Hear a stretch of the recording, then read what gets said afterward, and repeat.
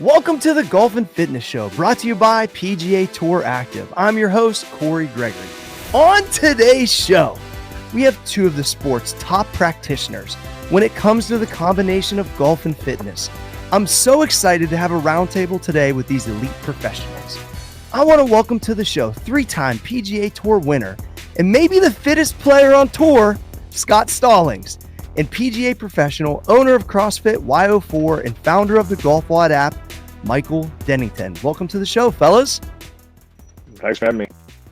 How you doing, buddy? Good. We got UK, we got Palm Springs, we got Ohio. I didn't even know if this was possible. Yeah, the internet is amazing. Oh, so good. Scott, I want to start with you. So, look, I've been obviously aware of your fitness obsession for a while, I would say. And when did it kind of bite you? Obviously, you're a great golfer, but fitness really entered your life at a level that most fitness professionals like myself and Michael can see like how passionate you are about it. So it's like, talk to me about when that really, when did the iron bite you? I don't know. I think I mean, anyone that does kind of what I do for a living, you kind of, at some point in your life, develop a somewhat obsessive personality. And, I kind of got into it and, just through the whole part of my health journey or whatever, the gym is kind of where I went. Good day, bad day. It was just kind of where I went to kind of get away from, the day-to-day grind on the PGA Tour, and kind of developed a passion and understanding and the opportunity just to ask questions for people that are way smarter than myself.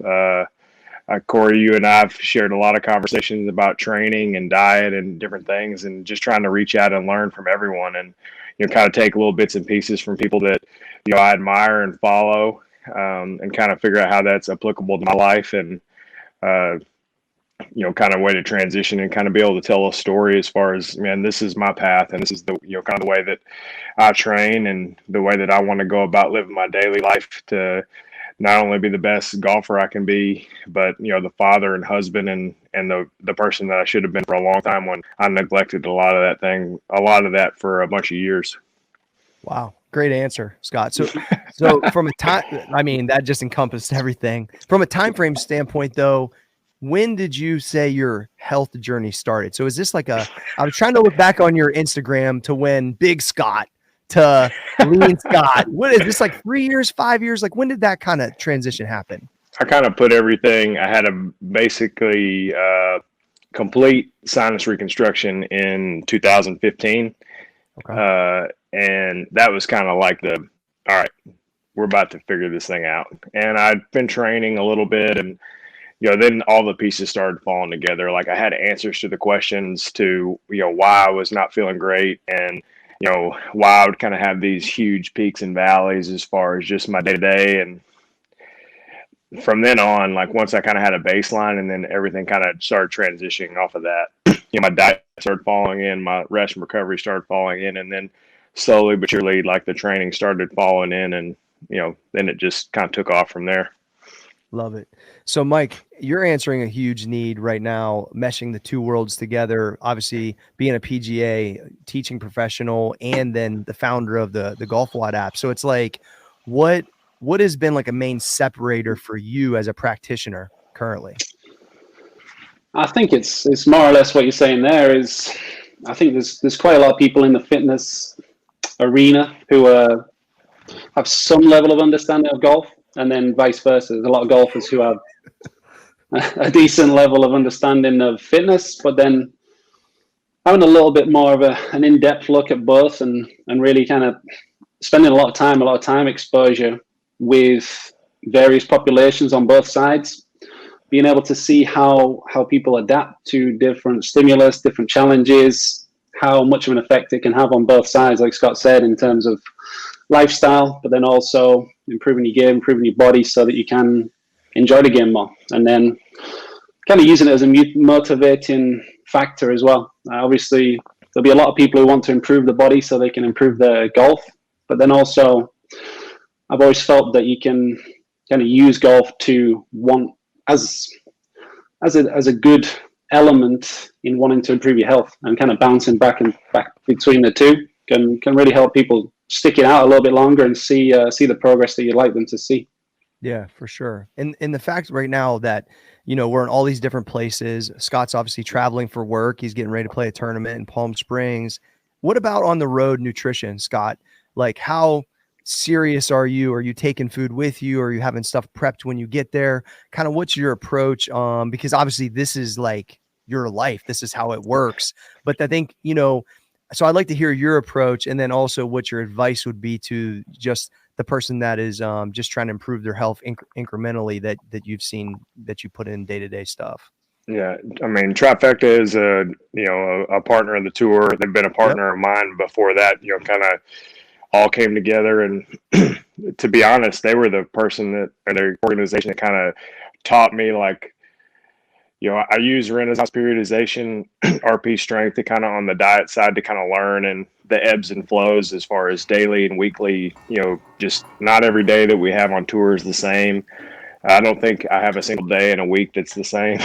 And, just balancing that and understanding. So Trifecta has been an incredible partner on an individual basis and on the tour, which makes it, kind of dumbs it down for all of us. It's super easy, delivered to the course, delivered to your house, whatever, and a transition. But obviously since COVID has happened, I've stayed in houses every single week. So, cooking, eating, like, just have so much more control of, kind of what you're putting in your body. And I stay with a good group of guys, and we all kind of, I don't know, we all claim some type of chef abilities. We have one that's significantly higher than all of us. I kind of maintain just the meat department, and I kind of let all the other guys kind of manage that. Get that protein in.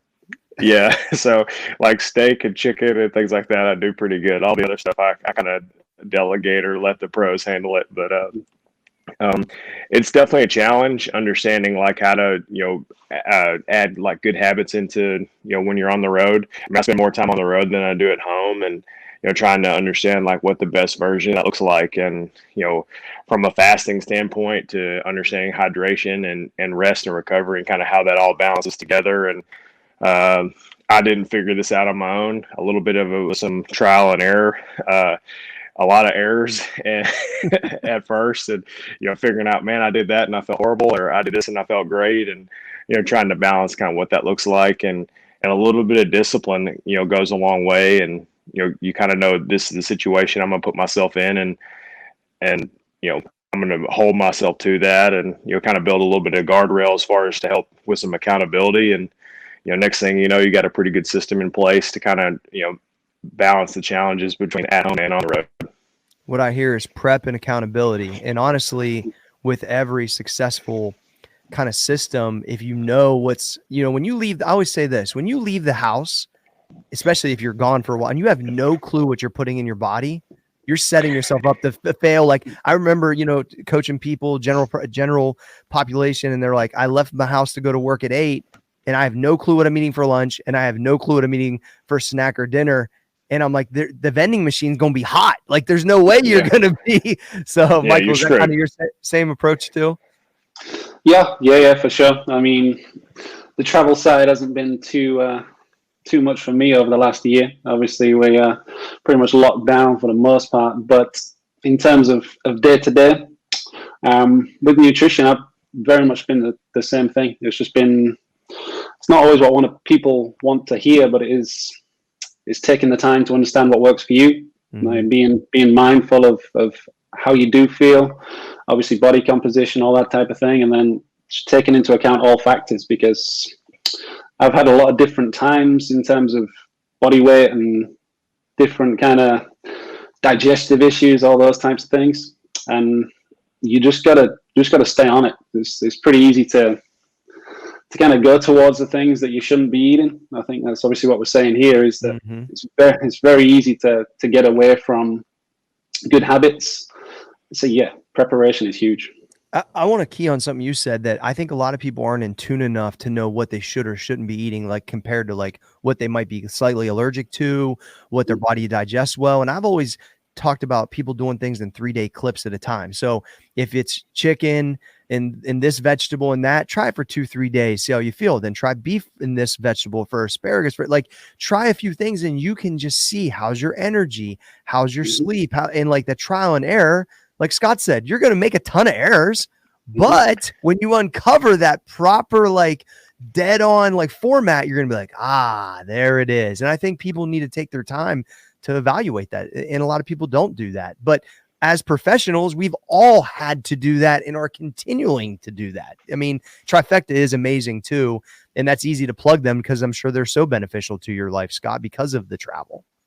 I think it's a like common misconception amongst other people is like, well, it worked for him, it's going to work for me. And I mean, that's simply not the case. And, you know, I think that, you know, we all have unique parts, and just the three of us, we have all similar goals for our own lives, but we go about it 3 completely different ways. And, you know, it's kind of a little bit of, you know, taking a little bit of this and a little bit of this and figuring out how, like, what I can do, and understanding that, like, if I woke up at 4 a.m. every morning and trained like Cory did, like, that would be great. But then at some point, like, I'm on the road for 6 straight weeks playing against the best players in the world. At some point, something's got to give. Like, that would give real quick. And by the way, it's 3 and I start working out at 4, but I'm just saying.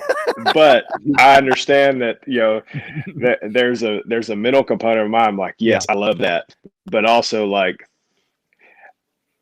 that's only can be sustained for so long until, like, at some, but the idea goes into, like, I can take the mentality that he has and kind of build that into, like, what I can actually do and sustain that throughout on the road and at home, and kind of go from there. But it was funny that you brought some of that up. I played golf with a high school kid over the weekend in Scottsdale, and he started asking me some questions about training and a little bit of diet and this. And he's like, well, I don't understand why you do this. And I don't understand why you do this because that's bad for golf. I was like, well, who told you it's bad for golf? He's like, the internet. I was like, I said, we don't have enough time to, you know, dispel all the rumors of the internet. But I said, have you tried any of this stuff? A little bit was like some strength training stuff. A little bit was some, like, you know, longer cardio, and trying to just build a little bit more capacity in what he was doing. He's like, well, no, I haven't done any of it because it's bad for golf. I was like, how do you know? I was like, how do you know, man? Like until, like, if you're going to take the, you know, some authority figure and tell you that, you know, this is whatever, I said, you're just going to sit at home and not do anything. And, you know, just figuring out truly, like, what, like, how, I said, man, you do not know until you know, go into that situation. If you go up and down the range out here in Palm Springs on tour, there's 156 guys that are doing it completely different. We have the same mentality, the same ideas, the same goals, but we're going about it just very, very, there's a lot of similarities, but there's a lot of differences. And, you know, training, diet, and nutrition are the exact same thing as far as, you know, you want to feel great, you want to look great, you want to perform absolutely the best, but there are some nuances and stuff that are unique to that individual that is going to help them, you know, propel and, you know, hopefully give them the goals that they want. But you only know that until you put yourself in that situation. And a little bit of vulnerability, a little bit of, you know, kind of caution to the wind, and I'm okay to fail, but I'm truly trying to make, you know, substantial gains, like, throughout the longer part, but there is going to be some ebb and flow at the beginning. Some of the craziest stuff that I've tested, some of it did work, some of it didn't. But when it did, that was a separator for a lot of my content. Like, you know, I bombed out at a meet, meaning where I didn't do very well. And I said, okay, what happens if I squat every day? And then it evolved, and then it evolved. And then there was people that, and I reached all of my numbers. Like, but you know how many people said it doesn't work? Oh, it doesn't work for bodybuilding. Oh, well, let me go ahead and jump into body. Oh, it doesn't work for powerlifting. Oh, well, I hit a 550 squat. It's just like, once again, the trial and error is huge. So what I keep hearing is, you guys have young, old, hack, professional, doesn't matter. You have to test things on yourself to see what it's a stimulus, it's a result. I mean, it's really like, some people are so scared for what they deem to be failure. You're really just learning along the process. I don't understand that, right? Mike, I'm sure you've ran into this a bunch with general pop all the way to the elite, right? Absolutely. Yeah. I mean, there's a lot of people out there talking a lot about failure, and you are going to have to learn from that, because, like you said, if you're willing to put yourself out there and do something, there's going to be times when you fail in certain areas. And the result of that isn't necessarily always going to be negative. You are going to be able to move forward from that and apply different things to yourself and the people around you. And I think, yeah, just taking that forwards and looking for the results that other people tell you is not necessarily always going to be what you need to do. Like I say, you need to find the balance for yourself in terms of your goals, your lifestyle, and how you're actually going to do that over a longer period of time. So, yeah, there's a lot of nuance. There's a lot of people who are willing to tell you an opinion. There's a lot of opinions. Yeah, exactly. Yeah. Yeah. In the golf world, what I thought was amazing. So I don't post much about actual golfing, just about, the shows and stuff. But I had I don't know, 150 out. I hit like a 9-iron or something. And there was it was worse than exercise. There was a million. I mean, I've been swinging the golf club the same way my whole life. I know it's not that great, but it went straight and it went on the green. To me, I'm winning like that at my level of golf, but it's amazing.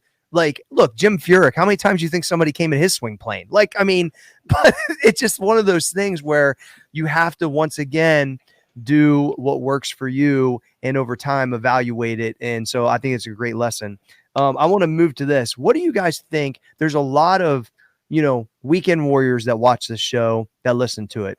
Scott, I'm going to start with you. What's 2 or 3 key exercises that someone can input into their regimen, a few days a week or prior to the golf course, or just a couple tips that you could give an everyday golfer that you've seen an improvement at the highest level by adapting?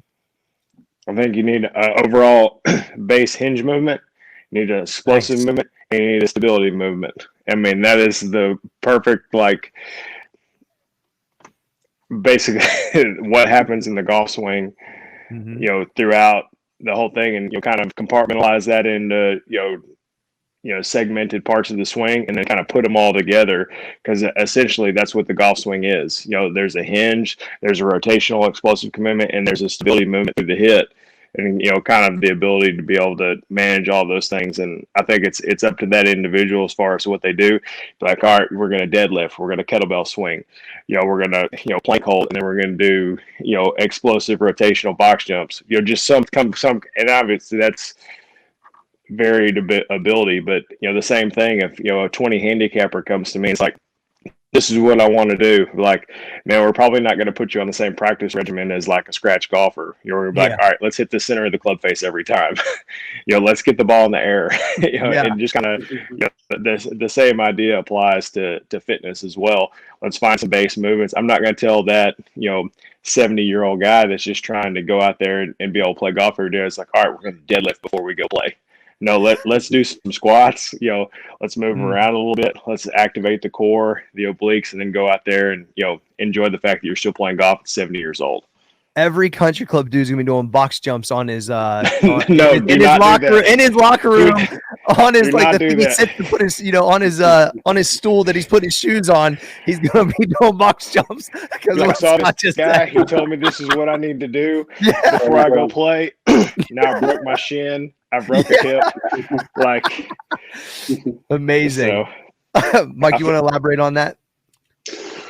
Yeah, well, I mean, first of all, get a pretty big stool if you're going to do that. Make sure you have a good surface area.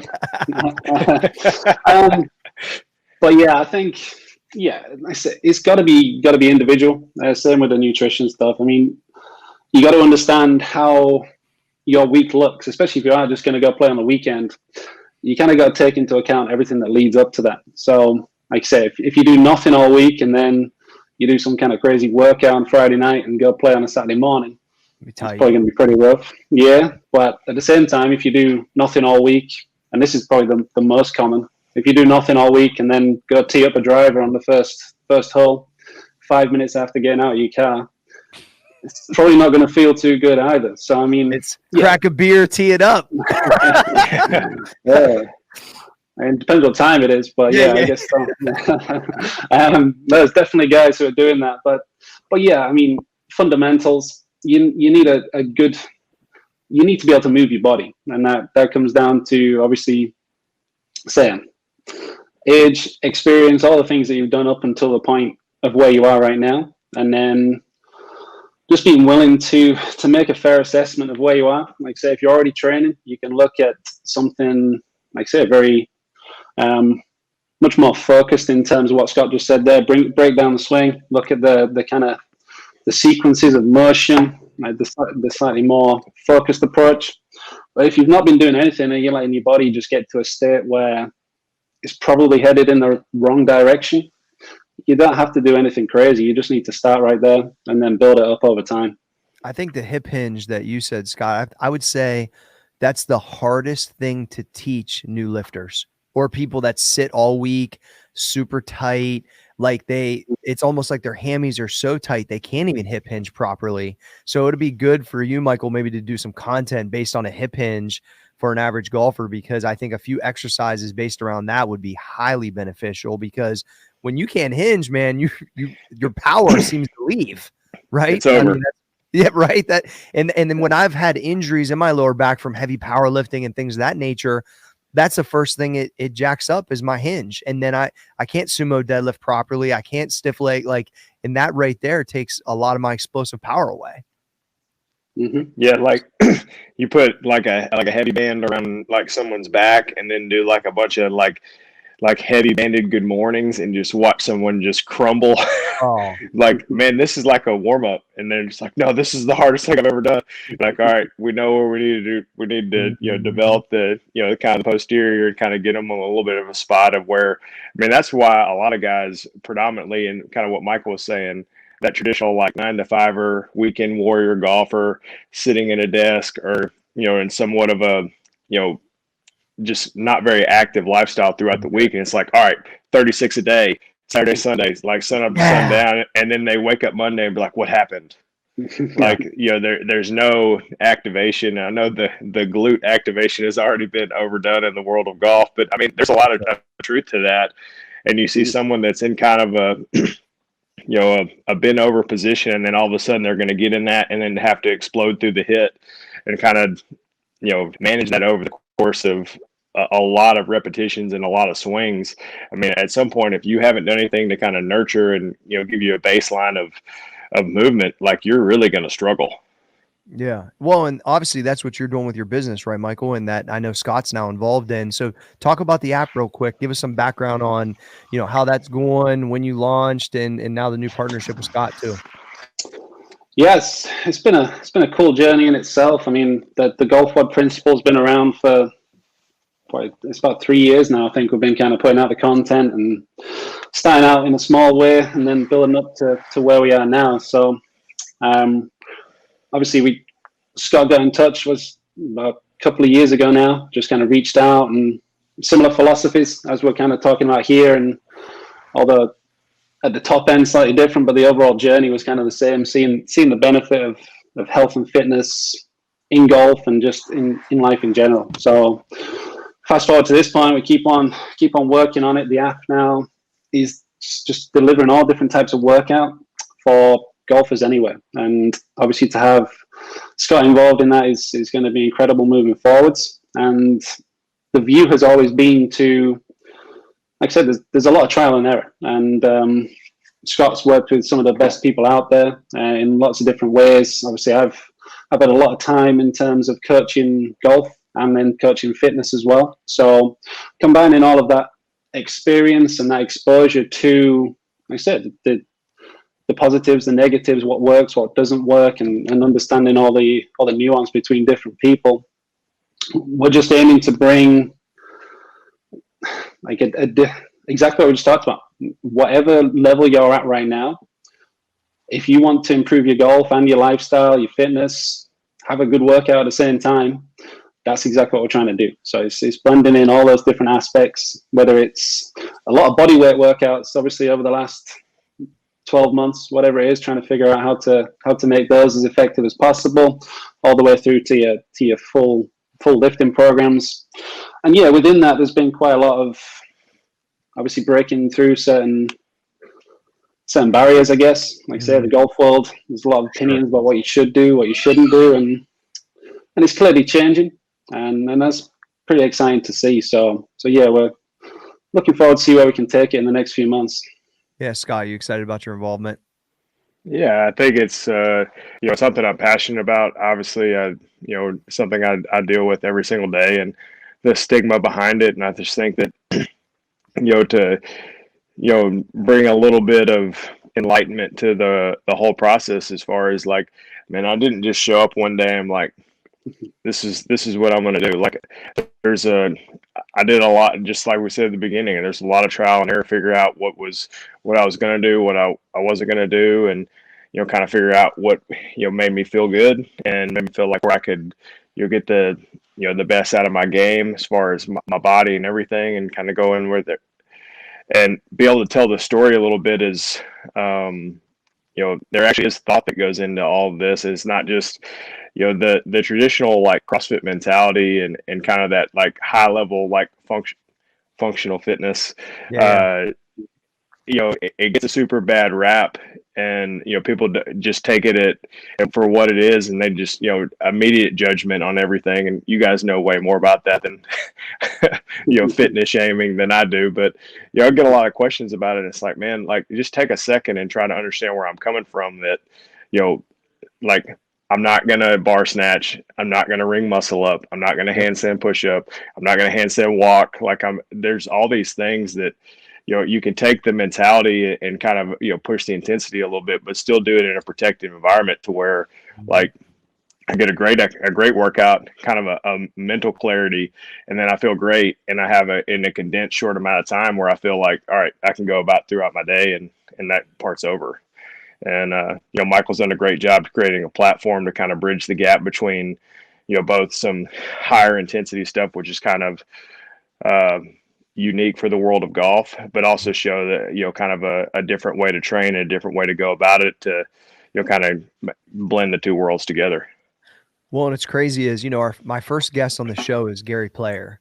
He's been fighting this fight forever, right? Mm-hmm. Talking about how there was no squat rack and he had to bring guys down in to pull the barbell up so he could get under it to squat night before tournaments. Like, and to this day that there's still all these years later, after all the tournaments that guy won and the push that he's had, that there's in after Tiger too, bringing it to the forefront and Rory. And it's like, it's amazing that we're still at this point, but obviously it's turned the corner, because I would go out to say like every younger serious golfer is probably borderline obsessed with fitness also. Like that's like, it's almost like it has to happen now. Like there might be some of the older golfers that still haven't bought in, but like the content's here, people are taking it more serious, and really you two guys are on the forefront at the highest level. So that's got to be exciting as professionals to be a voice for this to continue on from the guys that have been chirping at this for, years.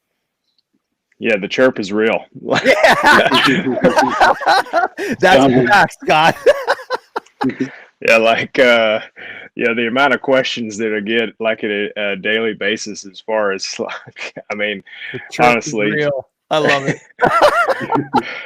But it's truly like comical to the point of like, man, the amount of questions, and I mean that's how kind of the YouTube thing started. From my mentality is, I got so many things as far as, well, what do you think about this? And what do you think about this? And I was like, all of a sudden my opinion matters on things. And ultimately at the end of the day, man, I'm just trying to, play against the best players in the world and, be the best that I can be. And, then it started to kind of get an idea as far as, all right, man, maybe they're a cool opportunity to go around and have conversations like this, diet, fitness, golf, and kind of, show the things that I'm interested in, kind of bring awareness to where, people can have a chance to take in all, the things that I've learned from in, one particular area, and kind of take little bits and pieces from.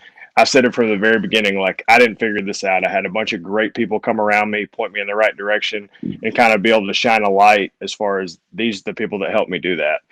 And, to show some unique ways to train in the world of golf, from like extreme yoga, Pilates, to powerlifting, to endurance training. And, kind of the health and wellness side of it is, from diet, nutrition, basic lab work, and trying to, put it all together in one and hand it to them and be like, all right, take little bits and pieces and figure out what this is and how you can apply this to your life. Well, and I remember when you said to me, you're like, hey, I'm going to try your lunge thing for 30 days. Me and my wife. It was awesome. I hated it for about 2 days, and then I felt amazing. Once your body adapts, and like you said, glute activation, hips, everything's talking. Once that body adapts to that kind of workload, it becomes like, I always tell people, it's like you're walking to the store. I just happen to lunge 800 meters. That's just my norm of my conditioning and output that has worked for me and a lot of the people that follow my system. But the reality is, like, there's most pro athletes, baseball, some golfers, NFL, like, have seen value in adding that to their general physical preparedness, which was good. But once again, you're like, let me try this for a 30-day clip. I don't have any tournaments right now. If I'm sore as shit and I can't walk, it's not going to hinder me. So just that you're always testing, evolving, and that is why I've, locked on to following you and respecting the level that you've achieved. It's been amazing, Scott, to watch. So I did that 30 days. And I kind of make a goal every single off season, because we have such a small window as far as to do something like that. So, 1 year my T-spine mobility sucked, and like I couldn't get in the front rack. So I was like, I'm going to front squat. I'm going to figure this out. And it went to literally not being able to front squat a PVC without dumping it, but to work on everything I possibly could to get in that front rack, to being able to like take a front squat in about 6 months to 335 for 1 rep of. Ooh. But a lot of it, the strength was there, but just the mobility as far as to getting in there. And, like, I'm a huge proponent for golfers of front squatting instead of back. I don't need any more pressure on my spine. I don't need, like, I bought a belt squat. It's the most amazing piece of fitness equipment for a golfer. Like, you can load it up. I know it's not the most cost-effective piece of equipment, but, I only get one spine and I only get one back. So whatever I could possibly do to build up some strength. But long story short, I did that lunge progression. I did 400 weighted, 800 unweighted, alternating days for 15 each. And I remember the first 400 I did weighted. By the end of the progression, I could do 800 unweighted in the time of my original 400, like my first test. And I was like, holy cow. Yeah. And my goal for that off-season period was I was trying to go to a 500-pound deadlift, and I did it in a very short amount of time. Like, honestly, it was sort of an unrealistic goal, but it was just something like I was constantly pushing. But I deadlifted twice a week while doing that squat progression or the lunge progression throughout, and ended up probably about 10 days before I really started getting back into full training to go back in the season. And I got to 475 from 425, only deadlifting twice a week. And I think all the other progression from all the lunges, that was the strongest my lower body's ever felt. My pants fit horrible, even more than they already do. I got that problem.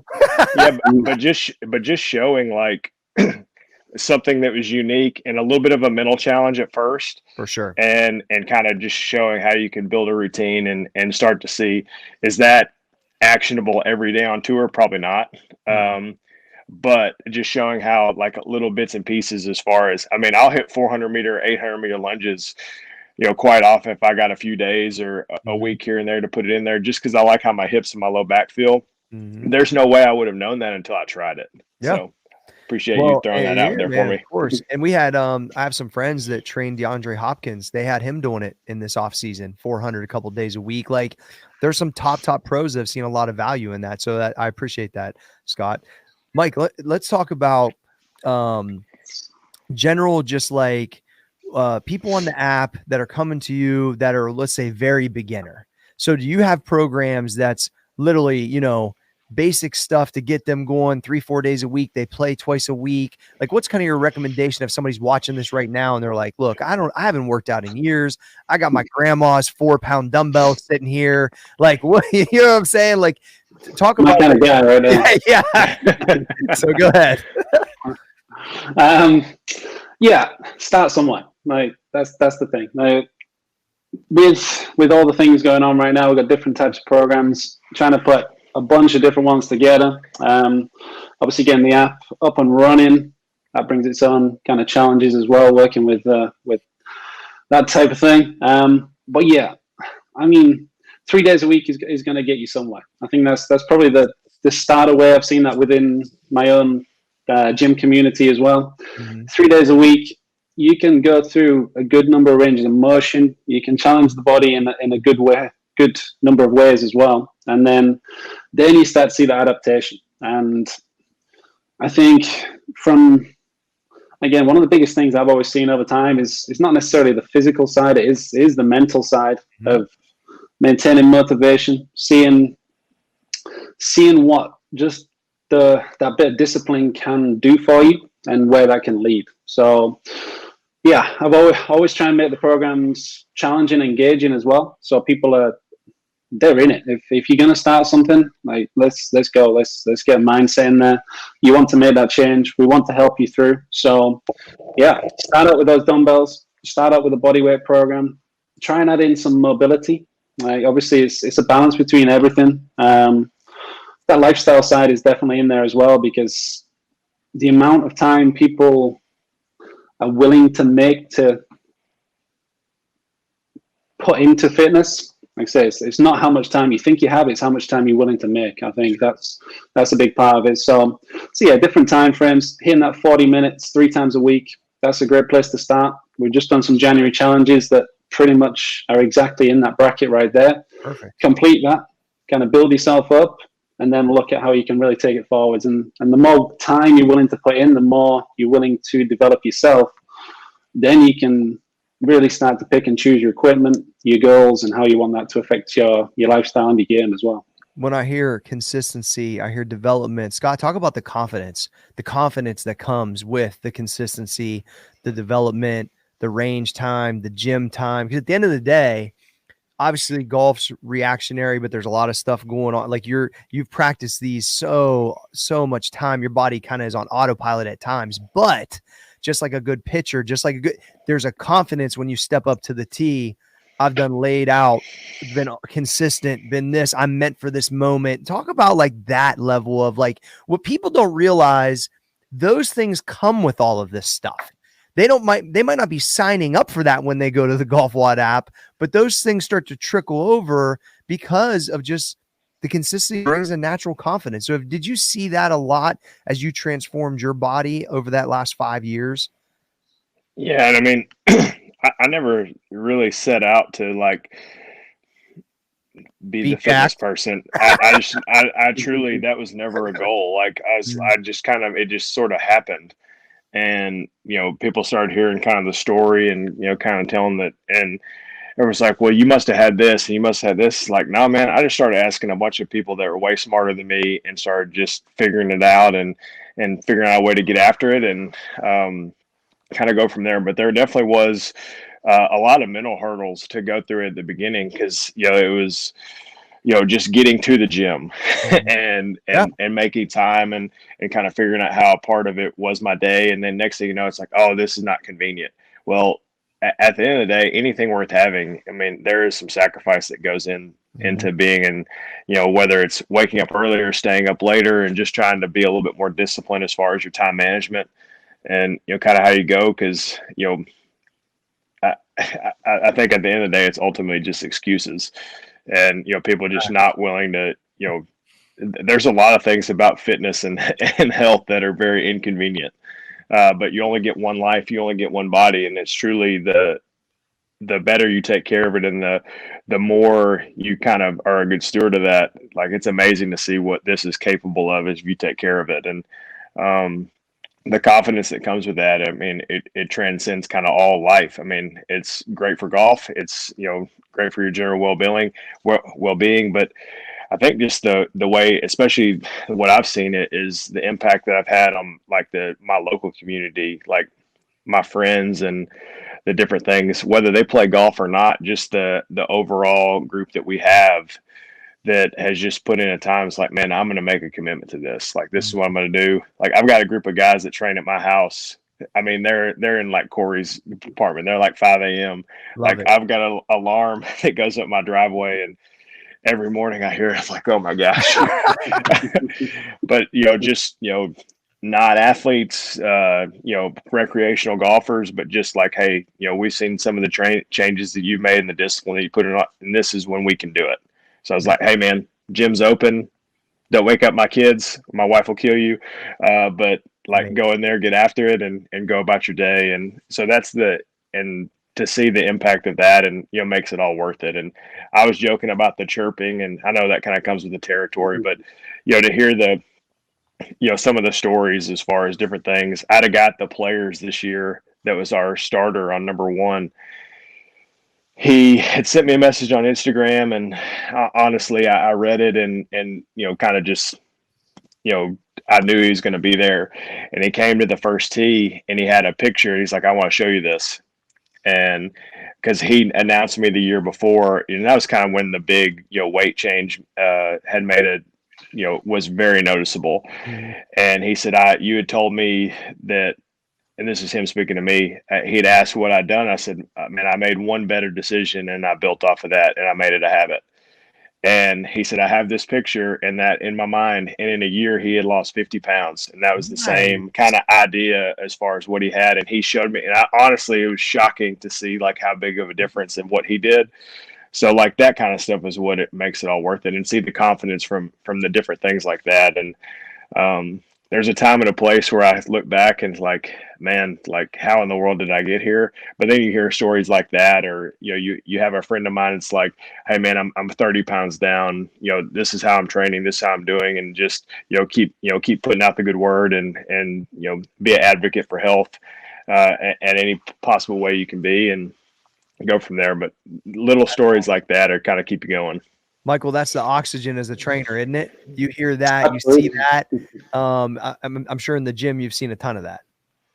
Yeah. I mean, we talked about that very briefly before we came on here, just how you're able to do something that you're passionate about and you enjoy, and you want to keep making progress, and then to see that have that kind of effect on other people, you can't really ask for too much else in terms of what you're doing. So, yeah, I mean, I definitely get a lot of that in terms of how I am where I am right now. It's pretty wild in terms of where I've kind of come through, and the ability to continue positively affecting people is definitely the driving factor.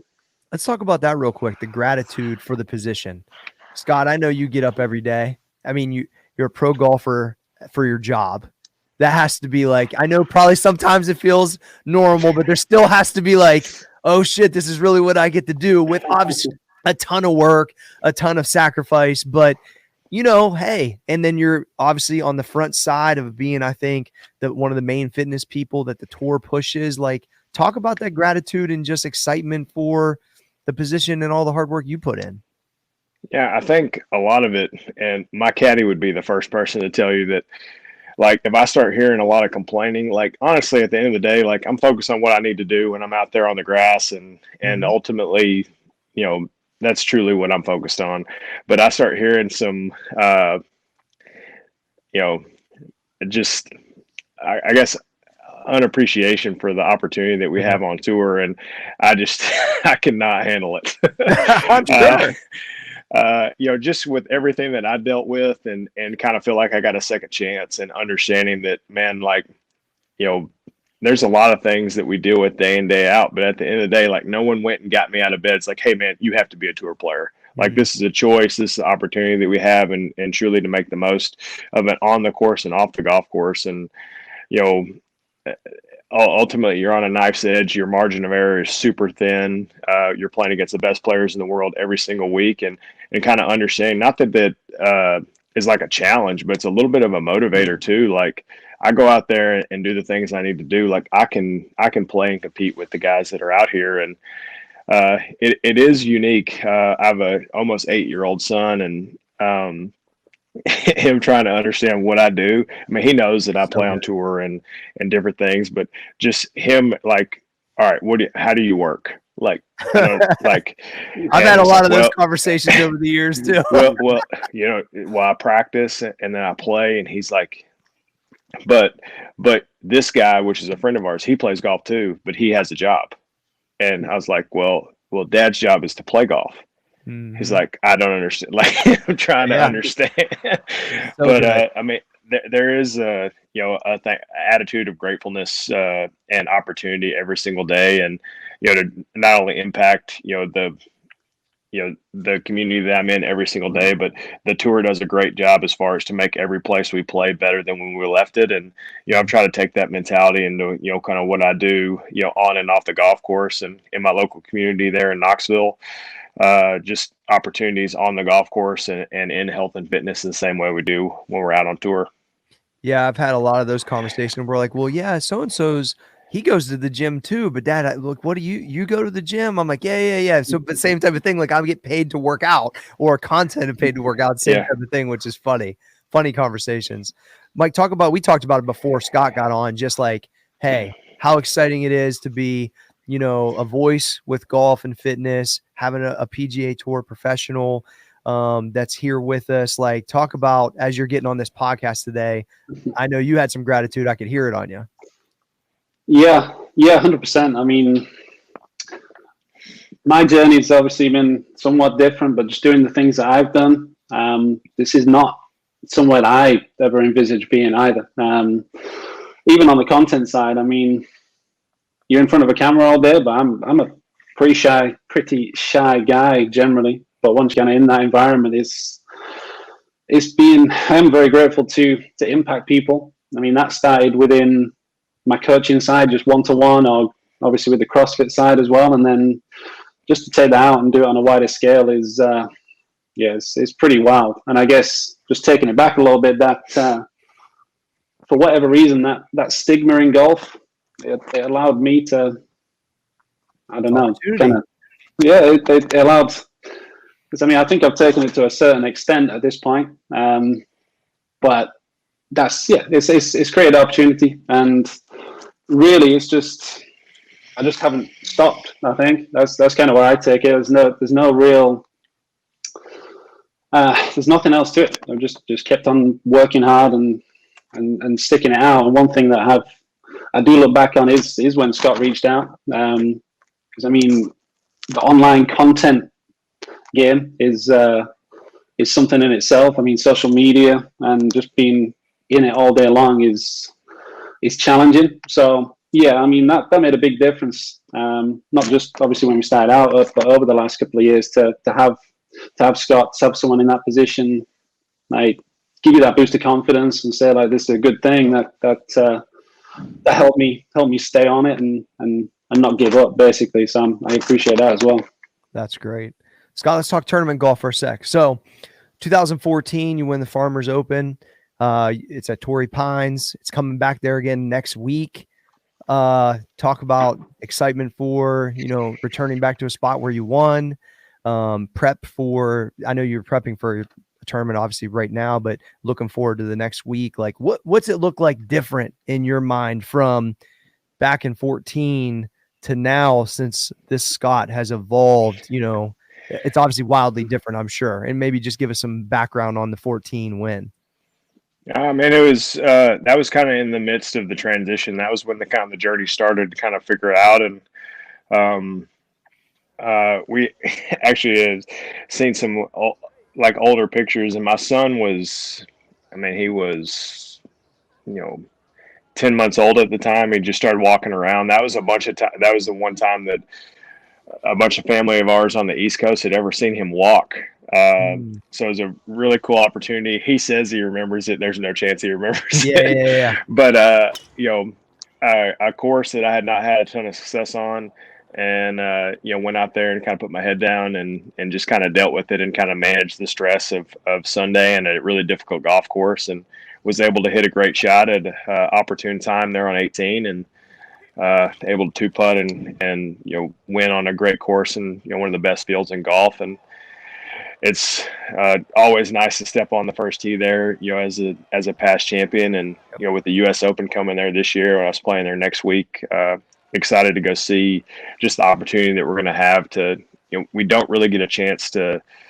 Very rare do we play a major venue on a course that we play a normal event. Okay. So it'll be the field will be super deep, and just the challenges and changes they're already prepping for June will already be, we'll see those next week, and it won't be to the extreme of the US Open, the USG setup, but you can see like little touches here and there as far as what they're trying to accomplish. But Being the East Coast and Tennessee guy, the West Coast has always been really good to me. Had a lot of opportunity out here, and I'm playing the next 5 events and excited to get going. My body feels good. My game feels good, and excited to get rolling here in a couple days.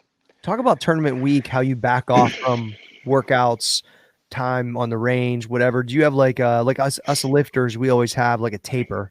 So do you have a taper that you do for the week or from a standpoint of working out?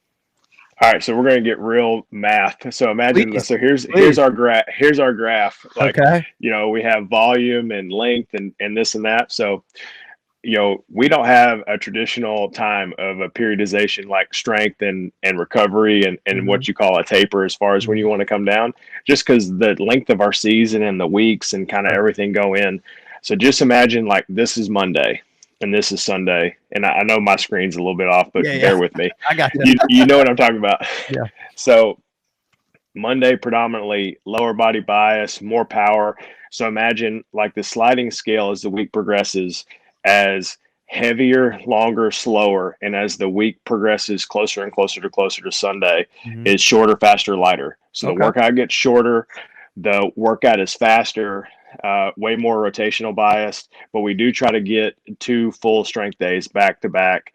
More of a lower body bias on Monday, as far away from Thursday as we can get. Sure. I mean, you're not in a spot where you're going to, if I come off a 5-week stretch and be like, I'm stronger than I've ever been, I probably overtrained. But if I can maintain some idea of, pure strength throughout the course of where I don't have this, basically taper down as far as losses, you're just trying to maintain throughout. And so Tuesdays like today will be